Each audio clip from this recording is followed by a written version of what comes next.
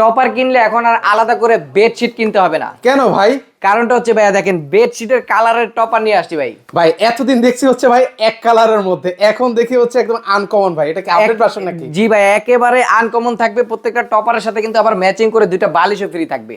ভাই এগুলোর ভিতরে কি ইউজ করেছে? ভিতরে ইউজ করা হচ্ছে 100% মাইক্রোপলি কুলিং ফাইবার, যেটা কখনো গরম হয়ে যাবে না এবং কি শক্ত হবে না, মানে ডেবে ডেবে যাবে না ভাই? দেবে যাবে না, নরম তুলতুলে এবং সুপার সফট থাকবে। এটার মধ্যে ইউজ করা হচ্ছে 100% মাইক্রোপলি কুলিং ফাইবার।